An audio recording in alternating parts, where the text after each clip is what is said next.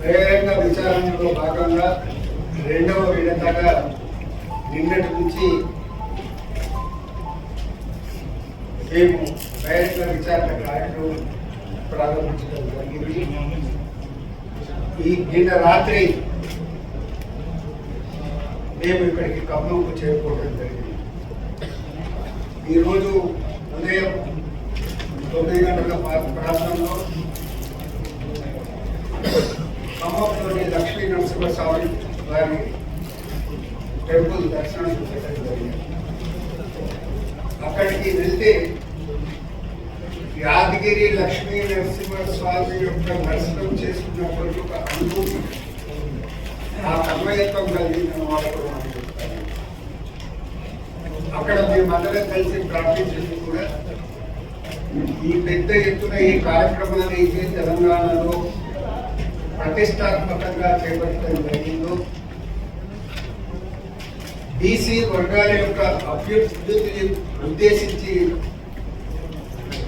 చేయటం జరుగుతుందో అందులో సఫలీకృతులు అయ్యే విధంగా మా అందరినీ ఆశీర్వదించాలని, ప్రజలు కూడా పూర్తిగా సహకరించే విధంగా వారిని కూడా ఉద్దీపపరచాలనేసి స్వామిని కోరడం జరిగింది. ఆ తర్వాత పాత మున్సిపాలిటీ ఆఫీస్ దగ్గర శ్రీమతి కీర్తిశేషులు శ్రీమతి ఇందిరాగాంధీ గారి జయంతి సందర్భంగా అక్కడ ఉన్నటువంటి ఇందిరాగాంధీ గారి విగ్రహానికి పుష్పాంజలి కట్టించడం జరిగింది. ఇందిరాగాంధీ గారు బలహీన వర్గాల వెనుకబడిన తరగతుల వారి అభ్యున్నతి గురించి పాటుపడిన విషయం గురించి ప్రత్యేకంగా చెప్పాల్సినటువంటి అవసరం లేదు. వారు తమ హయాంలోనే ప్రీవీ పర్సెస్ ను రాజభరణాలను రద్దు చేయడం జరిగింది. వారు తమ హయాంలోనే బ్యాంకులను నేషనలైజ్ చేసి పేదవాడు కూరగాయలు అమ్ముకునే వారు కూడా బ్యాంకు స్టెప్స్ ఎక్కేసి రుణాలు తీసుకునే సౌకర్యం కల్పించడం జరిగింది. అప్పట్లో ఆ తరంలో ఉన్న వారికి అప్పటి నుంచి రాజకీయాలను దేశ పరిస్థితులను గమనిస్తున్నటువంటి పాత్రికేయ మిత్రులకు తెలుసుంటుంది. ఈవెన్ కూరగాయలు అమ్ముకునే వారికి కూడానే రుణాలు కల్పించే విధంగా రుణమేళాలు దేశవ్యాప్తంగా జరిపించడం జరిగింది. అప్పుడు ఆర్థిక శాఖ మంత్రిగా కర్ణాటకకు చెందినటువంటి జనార్దన్ పూజారి గారు ఉండే విషయం మర్చిపోయాం. అందుకే బీసీలకు సంబంధించిన సమావేశంలో రావడం జరిగింది కాబట్టి ఆమెకు ఒక స్మృత్యంజలి ఘటించి కార్యక్రమాన్ని మొదలు పెట్టుకుంటే బాగుంటుందనే ఉద్దేశంతో అక్కడికి పోవడం జరిగిందనే మాట కూడా చేస్తూ ఉన్నారు. ఇంతకుముందు మా సోదరులు చెప్పినట్టు అనేక అంశాల్లో ఉదయం నుంచి అనేక కులాల వారు తమ తమ అభిప్రాయాలు చెప్పడం జరిగింది. ఇంకా సుమారు 32 రిప్రజెంటేషన్స్ ఇంకా తీసుకోవాల్సి ఉంది. ఉదయం బహుశా 10 మొదలు పెట్టినాం. మధ్యలో ఒక హాఫ్ అన్ అవర్ 40 minutes అనేది బ్రేక్ తీసుకున్నాం. ఇది ప్రెస్ మీట్ 4:30కి అన్నాం కాబట్టి ఇంటర్వ్యూ తర్వాత నెక్స్ట్ ఆ 32 రిప్రజెంటేషన్స్ తీసుకున్న తర్వాత ఇక్కడ నుంచి మేము కట్ చేస్తామన్నమాట. మేము పని చేస్తూ ఉన్నాను. ముఖ్యంగా కొన్ని సూటిగా కొన్ని కులాల వారు బీసీ కులాలలో ఏవైతే పెద్ద కులాలు ఉన్నాయో వారే అన్ని లాభాలు పొందుతున్నారు. మా వరకు ఆ లాభాలు చెందుతలేము, రావటం లేదనే మాట. ఇది సమాజం గమనించాల్సిన అవసరం. ఇప్పుడు సమాజంలో ఇప్పుడు బీసీలకు కులగణన, బీసీలకు రిజర్వేషన్ పెంచాలని ఎందుకు అడుగుతున్నాం? సమాజంలో మాకు ఏవైతే హక్కులు కలగాలో మా దామాషా ప్రకారం ఏదైతే లాభం కలగాలో అది కలగలేదు కాబట్టి రిజర్వేషన్స్ కావాలని కోరడానికి అనేది ఇది జరుగుతుంది. అదే బీసీ కులాల్లో చిన్న కులాలుగా ఉన్నవారు, చిన్న సంఖ్యలో ఉన్నవారు అసలు ఈ మా జీవితంలో అనేది మా వారికి ఎవరైనా చట్టసభల్లో పోయి అవకాశం కలుగుతుందా అనే ఒక ఆవేదన, బాధ అనేది వ్యక్తపరచగలిగారు. మా మొర ఎవరికి చెప్పుకోవాలనే మాట కూడా వాళ్ళు చెప్పడం జరిగిందనే విషయాన్ని కూడా దృష్టికి తీసుకొస్తా ఉన్నారు. కొందరైతే ఈ సమగ్ర సర్వే తర్వాత బీసీలోని ఏబిసిడిఈ వర్గాల్లో వర్గీకరించి సీట్లను అనేది కేటాయించి మాత్రమే ఎన్నికలకు వరకు కూడా మాట్లాడుతుంది. బీసీలలోని పెద్ద కులాల వారు అత్యధిక సంఖ్యలో ఉన్నటువంటి చిన్న కులాల వారిలో, అంటే చిన్న కులాలనే మాట ఎందుకంటున్నట్టు చిన్న సంఖ్యలో ఉన్నారు, ఆర్థికంగా పూర్తిగా చిక్కుపోయి ఉన్నవారు, వారి యొక్క మానసిక క్షోభ అనేది ఎటువంటిదో గ్రహించాల్సినటువంటి అవసరం ఉందని మాట కూడా మనం చేస్తా ఉన్నాం. ఇక మరొక విషయం, మీరు పేపర్లో అయితే ఈనాడు మీరు చూసి ఉండవచ్చు, మొత్తంలో ఇంతవరకు సర్వే 75,75,647 కుటుంబాల సర్వే చేయడం జరిగింది. సుమారు 65% పైగా జరిగింది. అందులో ఇవాళ ఇంకా ఆ పర్సెంటేజ్ పెరిగి వచ్చాక మాట కూడా మనం చేస్తా ఉన్నాను. Mulugu district highest 95.3%, Nalgonda 89%, Jangaon 86%, Hyderabad 44.3%. అదేవిధంగా ఖమ్మంలో 5,66,524 హౌస్ హోల్డ్స్ ఉంటే అందులో 3,18,624 ఇండక్ట్ 56.2% జరిగింది. తర్వాత కొత్తగూడెంలో 3,36,000 హౌస్ హోల్డ్స్ ఉంటే అందులో 2,25,488 67.02 లో సర్వే జరిగిందనే మాట కూడా మీ దృష్టికి తీసుకొస్తాను. ఇక మొదట్లో కొద్దిగా అనుమానాలు అనేది వ్యక్తపరచడం జరిగినా కానీ ఇప్పుడు మాత్రం మొత్తం అంతటా కూడా ఊపందుకుంది, నగరంలో కూడా ఊపందుకుంది. ఒక రోజు 2 రోజులు అటు ఇటుగా మొత్తం అన్ని హౌస్ హోల్డ్స్ లో సర్వే జరిగే పరిస్థితి ఉంది. ప్రజలు కూడా సహకరిస్తున్నారు అనే విషయాన్ని కూడా మీ దృష్టికి తీసుకొస్తా ఉన్నారు. ఇది జరుగుతుంది ప్రజల యొక్క లాభం గురించి. ప్రభుత్వం తలుచుకుంటే నిజంగా ప్రభుత్వ లాభం గురించి, ప్రభుత్వ అవసరానికైతే ఆధార్ కార్డు అనేది అన్ని వివరాలు ప్రభుత్వం దగ్గర ఉన్నాయి. ఎందుకంటే మీరు రేషన్ కార్డు పోయినా కానీ, లేకపోతే బ్యాంకులలో ఏదైనా అకౌంట్స్ ఓపెన్ చేయడానికైనా కానీ, ఏదైనా వెహికల్ రిజిస్ట్రేషన్ పోయినా కానీ, ఎక్కడ పోయినా ఆధార్ కార్డు అనేది అడుగుతూనే ఉండదు. మీకు ఆస్తులు ఎదురడం అనే విషయం అనేది తెలుసుకోవాలంటే రిజిస్ట్రేషన్ ఆఫీస్లో రిజిస్ట్రేషన్ టైంలో మీరు ఆధార్ కార్డు ఇస్తూనే ఉన్నారు. సో కమిషన్ తరఫు నుంచి ప్రజలకు నేను విజ్ఞప్తి చేసేది ఏంటంటే, మీరు ఎటువంటి అపోహలు, ఆందోళనలు పెట్టుకోవాల్సినటువంటి అవసరం లేదు. ఒకవేళ మిస్యూజ్ ఎక్కడైనా జరిగితే అది ప్రభుత్వ పరంగా కానీ, ప్రభుత్వ డిపార్ట్మెంట్ పరంగా కానీ, జిల్లాల్లో యంత్రాంగం పరంగా కానీ మిస్యూజ్ అనేది జరిగితే బీసీ కమిషన్ ఊరుకోదు, కఠినమైన చర్యలు తీసుకుంటుంది. దానికి మేము వెనుకాడము. ఎవరైనా తప్పుడు సమాచారం ఇచ్చే ప్రయత్నం చేస్తే వాళ్ళు ఎన్యూమరేటర్స్ కానివ్వండి, సూపర్వైజర్స్ కానివ్వండి, లేకుంటే కుటుంబ పెద్దలు కానివ్వండి, తప్పుడు సమాచారం ఇస్తే వారిపై క్రిమినల్ యాక్షన్ ఉంటుందన్నమాట కూడా మనం చేస్తూ ఉన్నాను. ఇవాళ ఇక్కడ కూడా అడగటం జరిగింది. వారు ఏమన్నారంటే, ఒక నియోజకవర్గాన్ని ఒక వర్గానికి రిజర్వేషన్ చేస్తట్టు అనేది దీన్ని మిస్గైడ్ చేసి చూపిస్తారని. ఆ అవకాశం లేదు అన్నమాట కూడా మేము పరిగణిస్తాము. ఎందుకంటే ప్రతి ప్రశ్నావళి దాని మీద కుటుంబ పెద్ద సంతకం ఉంటుంది, సూపర్వైజర్ సంతకం ఉంటుంది, తర్వాత ఎన్యూమరేటర్ సంతకం ఉంటుంది. అవన్నీ కూడా జిల్లా మండల ఆఫీసుల్లో ఏదో ఒక ప్రాంతంలో అనేది అవి నిక్షిప్తపరచబడుతూ ఉంటాయి. నిన్న కూడా మేము ఒక దగ్గరికి వెళ్ళి చూడటం జరిగింది. ట్రంప్ పెట్టల్లో అవి పెట్టి వాటిని అనేది నల్గొండరు అక్కడ అనేది సేఫ్గా పెట్టడం జరిగిందన్నమాట కూడా మనం చేస్తూ ఉన్నారు.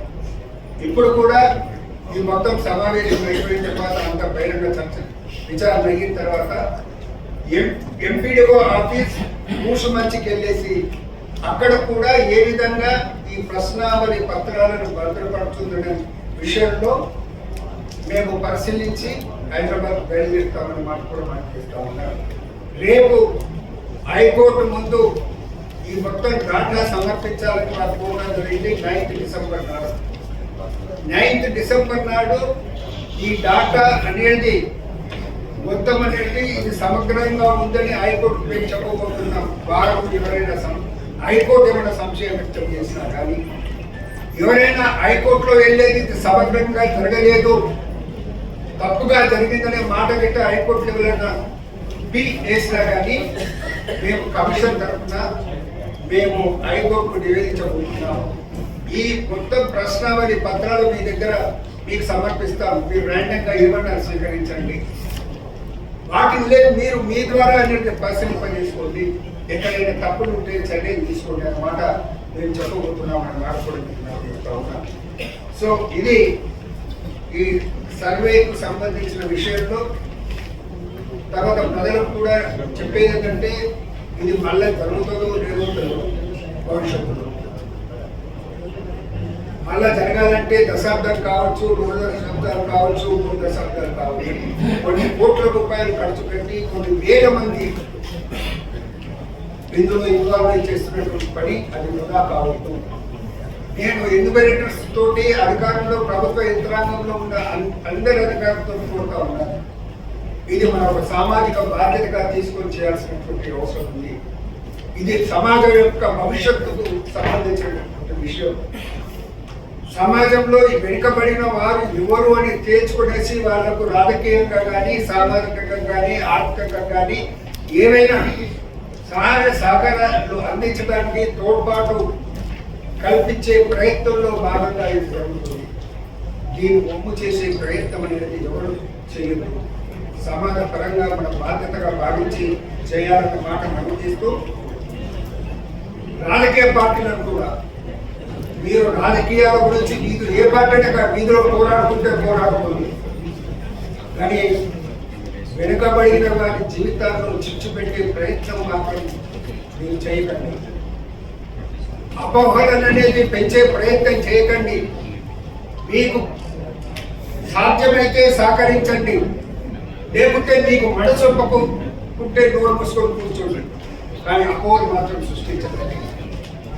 ఇది ఒక యజ్ఞంగా సాగుతున్నటువంటి కార్యక్రమం. ఈ యజ్ఞంలో విఘ్నం చేసే ప్రయత్నం చేస్తే మీరే బలైపోతారనే విషయాన్ని కూడా మీరు గమనించాలన్న మాట నేను మనం చేస్తా ఉన్నా. ఇంకా ఈరోజు బీసీ సోదరులు కొందరు చెప్పినటువంటి విషయాల్ని ఒక 3-4 minutes మీ దృష్టికి తీసుకొస్తారు. ఎందుకంటే కొందరు నుంచి ఏం చెప్పారని కొందరు మీరు ఉండి గమనించుకోవచ్చు. సంచార జాతుల వారు మమ్మల్ని ప్రత్యేకంగా గుర్తించారని కోరడం జరుగుతుంది. వారు అంటున్నారు ఏంటంటే బీసీలు వేరు, సంచార జాతులు వేరు. ఈ బీసీలు మమ్మల్ని పక్కనేరనే మాట అనే మాట కూడా చెప్పడం జరిగింది అన్నమాట చెప్తా ఉన్నారు. సో వాళ్ళ మనసు ఎంత క్షోభపడి ఉంటే ఆ మాట చెప్పి ఉండొచ్చనే విషయాన్ని కూడా మనం గమనించాల్సిన అవసరం. అదేవిధంగా చాకలి కులం వారు ఎస్సీలో చేర్చాలని కోరడం జరిగింది. ప్రభుత్వ ఆసుపత్రుల్లో ఓబీ కాంట్రాక్టులు చాకలి వారికి ఇవ్వాలని వారి కోరడం జరిగింది. అదేవిధంగా చాకలి రజక వృత్తి చేసే వారికి లేబర్ యాక్ట్ కార్మిక చట్టం అనేది తీసుకురావాలనేసి వారు కోరడం జరిగింది. భూదేట్ల ఫెడరేషన్ కానీ కార్పొరేషన్ కానీ ఏర్పాటు చేయాలని వారు కోరడం జరిగింది. భట్రాజులను బీసీ ఏలో చేర్చాలని వారు కోరడం జరిగింది. మేదల కులం వారు తమని ఎస్టీలో చేర్చాలని కోరడం జరిగింది. అదే కాకుండా వెదురు వాళ్ళకి రా మెటీరియల్ ఏదైతుందో వారికి అందుబాటులో ఉండే విధంగా చట్టపరంగా ఏదో జీవో ఉంది, ఆ జీవో ప్రకారం మాకు అందుబాటులో ఉండే విధంగా ప్రయత్నం చేయాలని కోరడం జరిగింది. తర్వాత గిరిజన ప్రాంతాల్లో గౌడ్లకు అంటే ఆ షెడ్యూల్డ్ ఏరియాలో ఉన్నారు కాబట్టి వాళ్ళకి ఎస్టీ సర్టిఫికెట్లు అనేది ఇవ్వడం జరుగుతుందనే విషయాన్ని కూడా మా దృష్టికి తీసుకురావడం జరిగింది. గంగపుత్రులు వారు కొందరికి ఆంధ్ర మైగ్రెంట్స్ సూర్య బలిజన్ అనేది ఫాల్స్ సర్టిఫికేట్స్ ఇస్తున్నారనే మాట కూడా మా దృష్టికి తీసుకురావడం జరిగిందనే మాట కూడా తెలియజేస్తున్నాం. ప్రభుత్వ స్కీములు దుర్వినియోగం అవుతున్నాయి. ఎవరికైతే పలుకుబడి ఉన్నదో వారికైతే బ్యాంకర్స్ అనేది మంజూరు చేస్తూ ఉన్నారు. అర్హులకు కాకుండా అర్హులు కాని వారికి కూడా ఇవ్వడం జరుగుతుందన్న మాటలు కూడా చెప్పడం జరిగింది. మేము అప్పుడే కలెక్టర్ ఇక్కడి ప్రభుత్వ యంత్రాంగం దృష్టి కూడా తీసుకురావడం జరిగింది. ఏవైనా స్పెసిఫిక్ కంప్లైంట్స్ ఉంటే ఆ స్పెసిఫిక్ కంప్లైంట్స్ మీద చర్య తీసుకోవాలని వారికి రిక్వెస్ట్ చేయడం జరిగింది. మాకు కూడా చేయడం జరిగింది. ఈడబ్ల్యూఎస్ వల్ల బీసీలకు అన్యాయం జరుగుతుందని సర్వత్ర చాలా మంది అభిప్రాయం అనేది వ్యక్తపరచడం జరిగింది. ఈ విషయాన్ని బీసీ కమిషన్ ప్రభుత్వ దృష్టికి తీసుకురావడం జరుగుతుందనే మాట కూడా మనం చేస్తూ ఉన్నాం. ఈ ముదిరాజు నుండి బీసీ డి నుంచి బీసీఏకి మార్చాలని కురుమలకు అనేది కాస్ట్ సర్టిఫికెట్లో ఇవ్వడంలో ఇబ్బంది జరుగుతుందని మరి కురుమ వారు చెప్పడం జరిగింది. సమీకృత మాంసాభివృద్ధి కేంద్రం అనేది ఖమ్మంలో గతంలో ఏర్పాటు చేయడానికి ఒక 5 ఎకరాల స్థలాన్ని కేటాయించినా కానీ ఇంతవరకు దానిపై ఎటువంటి ముందస్తు చర్యలు తీసుకోవాలని మాట చెప్పడం జరిగింది. దానికి గాను మేము కూడా ప్రభుత్వ దృష్టికి తీసుకొస్తాం. ఇక్కడ కూడా ఉన్న యంత్రాంగం అనేది ఏ విధంగా ఫర్దర్ ప్రొసీడ్ కావాలనో ఆ విధంగా ప్రయత్నం చేయాలని మనం చేస్తూ ఉంటాం. బీసీ కులాల పరిరక్షణకు బీసీ అట్రాసిటీస్ యాక్ట్ తీసుకురావాలని కోరడం జరిగింది. కొంచెం చెప్పడం జరిగింది. ఇక్కడనే ఖమ్మం డిస్ట్రిక్ట్లో కుల బహిష్కరణ చేయడం జరిగింది అన్నమాట. నామ బహిష్కరణ చేయడం జరిగింది. కానీ యాక్చువల్గా వాళ్ళనప్పుడే అది ఎప్పుడు జరిగిందంటే 4 సంవత్సరాల క్రితం జరిగింది. ఏ డిస్ట్రిక్ట్స్లో మాత్రం ఈ ప్రస్తుతం కూడా అటువంటి సంఘటనలు జరుగుతున్నాయి. దానిపై కూడా కలెక్టర్స్ ఎస్పీలు ప్రత్యేక శ్రద్ధ తీసుకోవాలి. మేము ఆల్రెడీ రీజింగ్ కూడా చూడడం జరిగింది. సో ఈ విషయంలో అనేది ప్రత్యేక శ్రద్ధ తీసుకోవాలనేసి మేము కోరడం. అదే విధంగా ముఖ్యంగా ఖమ్మం నుండి వచ్చిన మిత్రుల్లో వారు అంకెలతో సహా చెప్పడం జరిగింది. ఖమ్మంలో బీసీల సంఖ్య ఎంత ఉంది. అయినా కానీ బీసీల సంఖ్య ఖమ్మంలో అధికంగా ఉన్నా కానీ రాజకీయంగా బీసీలకు రాజకీయంగా అన్యాయం జరుగుతుంది. ఒక బీసీ కులానికి చెందిన వారు కూడా ఇక్కడ పబ్లిక్ రిప్రజెంటేటివ్గా సాంసద సభ్యులుగా ఎన్నుకోబడినటువంటి పరిస్థితి ఉందనే విషయాన్ని వారు చెప్పడం జరిగింది. వారు ఆవేదన అనేది వ్యక్తం చేయడం జరిగింది. మైనార్టీస్ ఫైనాన్స్ చాలా సుదీర్ఘంగా ఒక మిత్రుడు మైనార్టీస్ ఇష్యూస్ మీద రిప్రజెంటేషన్ చేయడం జరిగింది. చాలా వ్యాలిడ్ పాయింట్స్ చెప్పడం జరిగింది. మైనార్టీస్ ఫైనాన్స్ కార్పొరేషన్ అనేది కంపెనీస్ యాక్ట్ ప్రకారం అనేది దాన్ని కార్పొరేషన్కి చేయడం జరిగింది. ఏర్పాటు చేయలేదు. వేరే కార్పొరేషన్స్ మాత్రం సొసైటీస్ యాక్ట్ ప్రకారం చేయడం జరిగింది. ఈ వివక్షత ఎందుకు అనే మాట వారు ప్రశ్నించడం జరిగింది. ఈ విషయంలో కమిషన్ విచారించి ప్రభుత్వం దృష్టికి తీసుకుంటుందనే మాట మీకు మనవి చేస్తా ఉన్నాను. తర్వాత గిరిజనేతలతో కూడా ఏజెన్సీ ప్రాంతాల్లో మేము గిరిజనేతర ప్రాంతాల్లో ఉన్నా కానీ అక్కడనే బతుకున్నా కానీ మాకనేది అన్యాయం జరుగుతుంది, మాకు న్యాయం చేయాలని వారి మాట కోరటం జరిగింది. అది చాలా సున్నితమైన అంశం. మీకు అందరికీ తెలుసు ఏజెన్సీస్ ప్రాంతాల్లో పరిస్థితి, అక్కడ ఉన్నటువంటి చట్టాలు, కేంద్ర ప్రభుత్వ పరమైన చట్టాలు ఉన్నాయి. ఆ విషయాన్ని ఏ విధంగా పరిష్కరించాలో మేము ఆలోచించి ప్రభుత్వానికి సూచన చేయడం జరిగింది. ఒక విద్యార్థి మిత్రుడు వచ్చేసి నీట్ వల్ల మనకు అన్యాయం జరుగుతుంది, నీట్ మెడికల్ సీట్లలో నీట్ పరీక్షలు మనకు స్టేట్ మెడికల్ ఎంట్రెన్స్ అనేది ఆ పరీక్షలకు జరపాలనేసి మనం కోరడం జరిగింది.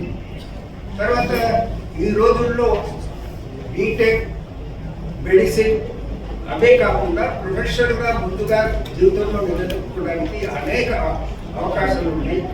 కాబట్టి పిల్లలకు స్కూల్ డేస్ నుంచి, స్కూల్ టైం నుంచి, హై స్కూల్ టైం నుంచి వాళ్ళకు ఒక కౌన్సిలింగ్ అనేది జరపాలి. ఒక అవకాశం పోతే ఇంకొక అవకాశం ద్వారా మనం జీవితంలో నిలదొక్కుంటామనే మాట వాళ్ళు చూడడం జరిగిన తర్వాత మనం చేస్తాము. తప్పకుండా ఇది ఆలోచించాల్సిన ఈరోజు కాంపిటేటివ్ ఎగ్జామ్స్ జరుగుతున్నాయి. అందులో ప్రజలనేది విద్యార్థులు ఎన్నో ఒత్తిడిలో వాళ్ళ ఒత్తిడిని తగ్గించాల్సిన బాధ్యత. ఇంకొక ముఖ్యమైన విషయం వాళ్ళు చెప్పింది ఏంటంటే ఖమ్మంలో ప్రైవేట్ కాలేజెస్లో రౌడీయిజం జరుగుతుందన్నమాట. పిల్లలనేది కాలేజీల్లో బందీలుగా చేసేసి వాళ్ళు మానసిక వికాసానికి దోహదపడకుండా వారనేది కార్యకలాపాలు నిర్వహిస్తున్నారు. అవి అడ్డుకోవాల్సినటువంటి అవసరం ఉందన్నమాట వారు చెప్పడం జరిగింది. మనం చూస్తూ ఉన్నాం, ఇక్కడే కాదు రాష్ట్ర వ్యాప్తంగా కూడా కాలేజెస్లో పిల్లలు ఆత్మహత్యలు చేసుకుంటున్నారు. అది దురదృష్టకరం. ఒకవేళ డబ్బు సంపాదించడానికి ఈ ప్రైవేట్ కాలేజెస్ ఏవైనా అటువంటి ప్రయత్నాలు విద్యార్థులకు ఒత్తిడి కలిగించే ప్రయత్నాలు చేస్తే ఇది ప్రభుత్వ బాధ్యత. ప్రభుత్వం అనేది వాటికనేది వారి కార్యకలాపాలకు కళ్యాణం చేయాల్సినటువంటి అవసరం ఉందని కమిషన్ భావిస్తుంది. మైనార్టీలకు కూడా స్టడీ సర్కిల్స్ కావాలి అనే మాట కూడా చెప్పడం జరిగింది. వారికి కూడా అటువంటి అవకాశాలు కల్పించడానికి కమిషన్ ద్వారా ప్రభుత్వాన్ని కోరుతాం. అదేవిధంగా శ్మశాన వాటికలు కూడా కొరత ఉంటాయి. ల్యాండ్ అనేది ముఖ్యంగా ఏజెన్సీ ప్రాంతాల్లో శ్మశాన వాటికలకు అనేది ఇబ్బందికరంగా ఉందన్న మాట మనం చెప్పడం జరిగింది. ఇక్కడ ఉన్న యంత్రాంగం ఆ ఇష్యూస్ పరిష్కరించే దిశలో అడుగులు వేస్తుందని భావిస్తాను. అదేవిధంగా ఉమ్మడి ఇది భద్రాద్రి కొత్తగూడెం మరియు ఇక్కడ ఖమ్మం డిస్ట్రిక్ట్లో కూడా ఈ రెండు జిల్లాల్లో కూడా ఉర్దూ మీడియం జూనియర్ కళాశాల లేదు అనే మాట చెప్పడం జరిగింది. ఇప్పుడు ఎవరైతే ఉర్దూ మీడియంలో స్కూల్స్ వరకు హై స్కూల్ వరకు చదివిన తర్వాత వాళ్ళు జూనియర్ కాలేజ్ పోవాలంటే వాళ్ళ భవిష్యత్తు ఏమనే మాట కూడా క్వశ్చన్ వేయడం జరిగింది. ప్రభుత్వ దృష్టికి తీసుకొస్తాం. మేము వాళ్ళని కూడా ప్రశ్నించడం జరిగింది. ఏంటంటే ఇవాళ అనేది అంత ఒకటి అంటే ఇంగ్లీష్ మీడియంలో పోవాలనేది ఉన్నది. Urdu medium junior college schools పెడితే ఎంతమంది పేరెంట్స్ అనేది తమ పిల్లలను ఉర్దూ మీడియంలో చదివించడానికి మెంటల్లీ ప్రిపేర్ ఉన్నారో అది కూడా అవగాహన తీసుకొచ్చేయాలి. ప్రభుత్వం అనేది వ్యయ ప్రదేశాలకు అనేది ఉర్దూ మీడియం కాలేజెస్ ఏర్పాటు చేసినారు. కానీ తల్లిదండ్రులు విద్యార్థులు వాళ్ళు ముందుకు వచ్చేసి జాయిన్ కాకుంటే పిల్లలను చేయించకుంటే ఆ పరిస్థితి ఏంటో ఆ విషయం కూడా ఆలోచించాల్సిన మాట కొందరు మాట అనిపిస్తుంది. టోటల్ స్టేట్లో 900 ఉర్దూ టీచర్ పోస్టులు ఖాళీగా ఉన్నాయన్నమాట మా దృష్టికి రావడం జరిగింది. హైదరాబాద్కు వెళ్ళగానే మేము ఈ విషయాన్ని ప్రభుత్వ దృష్టికి కూడా తీసుకొచ్చేసి మా వంతుగా మేము ప్రయత్నం చేస్తామన్న మాట మనం చేస్తూ మీకు ఇంతకుముందే చెప్పారు ఏబిసిడి వర్గీకరణ ఏబిసిడి ఈ 5 గ్రూపులు బీసీ దాంట్లో ఈ వర్గీకరణ తర్వాతనే ఎన్నికలు ఆల్రెడీ ఎన్నికలు ఇప్పటికే డిలే అయింది. పంచాయతీ డిపార్ట్మెంట్ వాళ్ళు మొత్తుకుంటుంది మాకు ఫండ్స్ వస్తలేవు. మళ్ళీ ఈ వర్గీకరణ అయ్యే వరకు మళ్ళా అవుతుంది. ఇప్పుడు లేకుండా భవిష్యత్తు అంటే మా పర్సనల్గా మా భావన బీసీ కులాలలో ఏబిసిడి ఈ వర్గాలలో గుణాలలో పెద్ద పెద్ద కులాల వాళ్ళే అన్ని అనుభవిస్తే అసలు ఆ కులం ఉందా లేదా అనేది ఆలోచించాల్సినటువంటి పరిస్థితుల్లో ఉన్న కులాలు ఉన్నది. వాళ్ళకి అవకాశాలు ఇవ్వాలి. ఈ పెద్ద కులాలు ఇవ్వగలుగుతారా? ఈనాడులే మనం ఫార్వర్డ్ క్లాసెస్ వాళ్ళనే మనం క్వశ్చన్ చేస్తున్నాము. బీసీలలోనే పెద్ద కులాల వారిని క్వశ్చన్, బీసీలలో చిన్న కులాల వారిని క్వశ్చన్ వేస్తే ఆ బీసీలలో పెద్ద కులాల వారు ఏం జవాబు చెప్తారనేసి వారిని కూడా మేము బీసీ కమిషన్ ప్రశ్నిస్తున్న మాట చెప్తూ సెలవు.